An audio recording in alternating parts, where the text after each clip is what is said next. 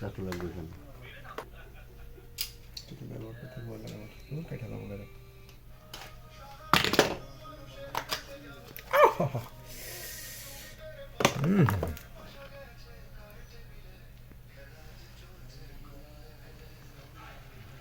অসাধারণ।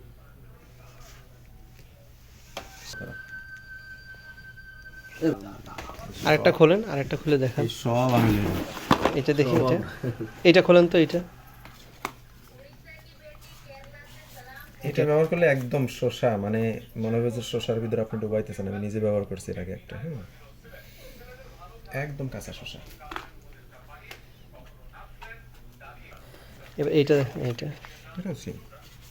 এটা কি পাপিয়া পেঁপে? পেঁপে পেঁপে এটা প্রচুর পরিমাণে আপনার শরীর থেকে ময়লা কাটবে। আর এই সাবানটা কিন্তু একটা গুণ আছে, আপনার ত্বকটা টোটাল মানে দেখবেন নরম হয়ে গেছে কিছুদিন ব্যবহার করার পরে।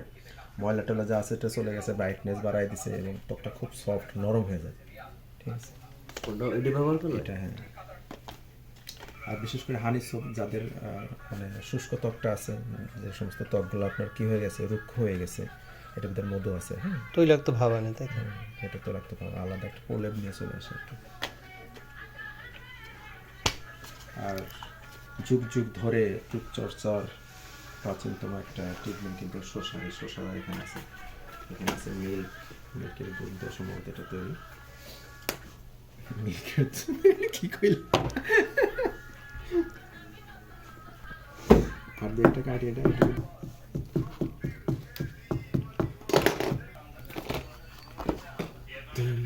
দুর্গে মেরে দিয়ে আচ্ছা, খাসির কলিজা, আই শালা, কার কোনটা লাগবে? দুটোটা একদম পাগল করা, আনকমন। আপনি 1000-2000 টাকা দিয়ে যদি কাউকে খুশি করতে না পারেন, জাস্ট এই সাবান একটা গিফট করবেন, মার্শাল্লাহ তার মনটা জয় করে ফেলাতে পারবেন। ঠিক আছে, রাইট। 1000 কোটি টাকা দিয়ে মানুষকে খুশি করা যায় না। অসাধারণ এই সাবান, যারা একবার ব্যবহার করবে এটা রেগুলার আপনার কাস্টমার হয়ে যাবে।